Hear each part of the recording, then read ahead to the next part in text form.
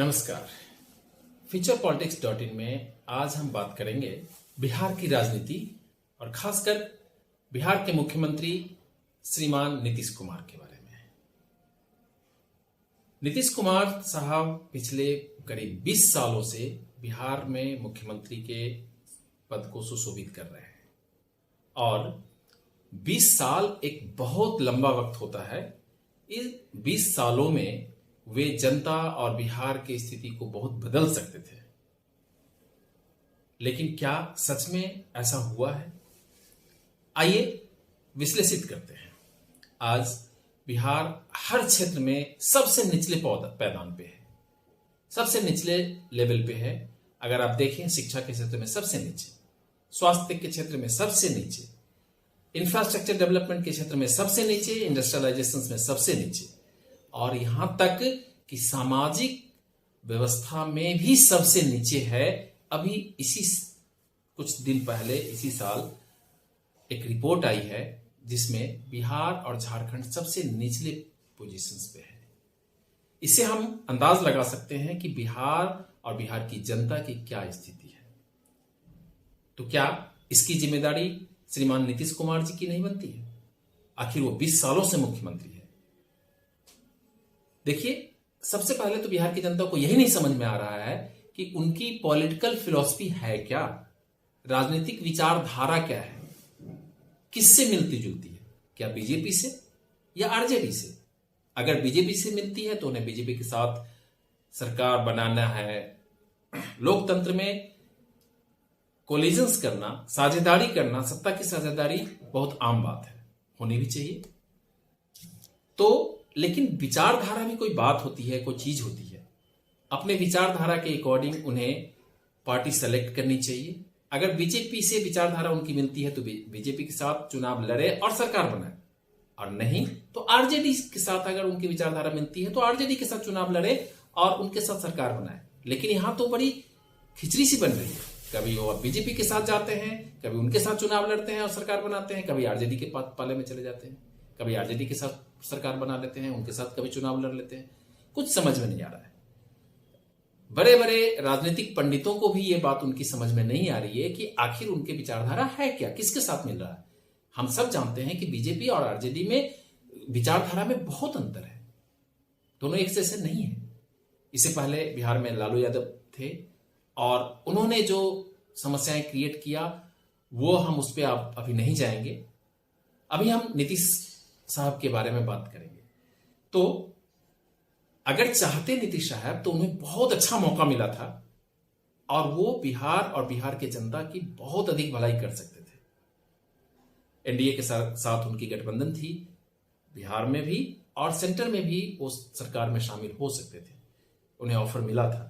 2019 का जो इलेक्शन हुआ और सरकार बनी तो उसमें एक मंत्री बनाने की बात हुई थी, लेकिन उन्होंने केवल और केवल व्यक्तिगत महत्वाकांक्षाओं को ध्यान में रखते हुए, केवल अपनी बातें रखते हुए, अपने आम को पालते हुए उससे उन्होंने इनकार कर दिया।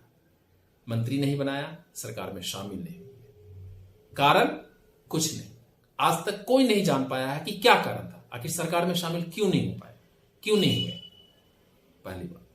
दूसरी, इनकी इतनी महत्वाकांक्षाएं बढ़ गई कि उनको पता है कि बीजेपी के साथ या एनडीए में रह करके वो प्रधानमंत्री के कैंडिडेट्स के दावेदार तो हो नहीं सकते। तो अब दूसरा रास्ता क्या है? तो विपक्ष में प्रधानमंत्री के दावेदारों की बहुत सारे ऐसे अभी भी हैं और उसमें उनकी चल सकती थी। उनको एक ऐसी महत्वाकांक्षाएं जगी कि वो प्रधानमंत्री के कैंडिडेट के रूप में विपक्ष की तरफ से अपना चेहरा स्थापित कर सकते थे। तो उन्होंने क्या किया? एनडीए से अलग होकर करके आरजेडी के साथ चले गए, बिहार में अपनी सरकार बनाए। केंद्र में सरकार में शामिल होना था, उन्होंने नहीं किया। केंद्र में शामिल होकर के एनडीए के साथ रह करके बिहार की जनता को बहुत ज्यादा भला कर सकते थे, क्योंकि उसमें बहुत सारे केंद्र से फंड मिल सकते थे उनको उस समय। अगर केंद्र के सरकार में वो शामिल होते तो शिक्षा के क्षेत्र में, स्वास्थ्य के क्षेत्र में, इंडस्ट्रियलाइजेशंस, इंफ्रास्ट्रक्चर्स, रोड्स और न जाने कितने सारे फील्ड में वो काम करवा सकते थे, कर सकते थे। इतना फंड वो ले सकते थे केंद्र से कि बिहार की जनता की बहुत भलाई होती और लोगों में खुशहाली आती। लेकिन नहीं, केवल और केवल अपनी महत्वाकांक्षा, व्यक्तिगत महत्वाकांक्षाओं को ध्यान में रखते हुए उन्होंने बिहार के लोगों और बिहार के जनता के हितों से बहुत बड़ा समझौता किया, जो बिहार की जनता हमेशा याद रखेगी। इतिहास में काले अक्षरों में उनके ये कारनामे लिखे जाएंगे और कभी नहीं बिहार की जनता माफ करेंगे श्री नीतीश जी को, क्योंकि उन्होंने बिहार की जनता के लिए नहीं बल्कि अपने व्यक्तिगत महत्वाकांक्षाओं को पूरा करने के लिए काम किया है।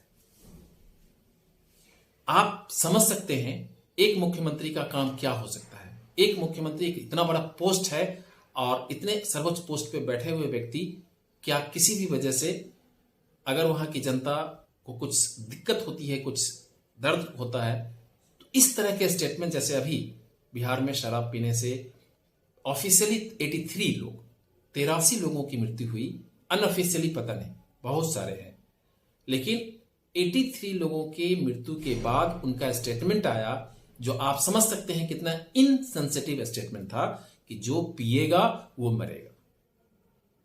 ये क्या बात हुई? क्या ये एक मुख्यमंत्री जैसे उच्च पद पे बैठे हुए व्यक्ति का स्टेटमेंट हो सकता है? कभी नहीं। उनको तो सेंसिटिव होना चाहिए। ठीक है, उन्होंने पिया, लेकिन पिया क्यों? आपने अगर पूरे शराब बंदी कर रखा है, आपकी पूरा फोकस इसी चीज, दो चीजों पे आपका पास फोकस है। आप प्रधानमंत्री बन सके, आपका व्यक्तिगत महत्वाकांक्षाएं ऊंची हो और हमेशा ऊपर रहे, पहला। दूसरा, शराबबंदी, शराबबंदी, शराबबंदी। इसके अलावा और आपको पूरे बिहार राज्य में, पूरे प्रदेश में कुछ पता ही नहीं है, कुछ करना ही नहीं है। पूरी शक्ति लगा रखा है आपने शराबबंदी पे, और उसमें भी इस तरह की घटनाएं घटती हैं। इस तरह से आपके कहां नहीं मिल रहा है अभी शराब? आपके राज्य में हर जगह शराब अवेलेबल है, इवन इलीगल शराब, जिससे कि लोग मर रहे हैं, और आपका स्टेटमेंट इस तरह से आ रहा है, ये बहुत ही शर्मनाक है। बिहार की जनता आपको कभी माफ नहीं करेगी। हे मुख्यमंत्री, अगर अभी भी आप में थोड़े से भी सेंसिटिविटी है तो आइए जनता के लिए काम कीजिए, जनता की खुशहाली के लिए काम कीजिए, क्योंकि आपने यही शपथ लिया था। और दोस्तों, आपको अगर मेरे विचार अच्छे लगे, आप मेरे विचार से सहमत है, तो मेरे इस चैनल को सब्सक्राइब कीजिए और हमें विचार दीजिए। इसी तरह से हम अलग अलग पॉलिटिकल पार्टीज या अलग अलग मुद्दों पे बात कर सकें आपसे। धन्यवाद।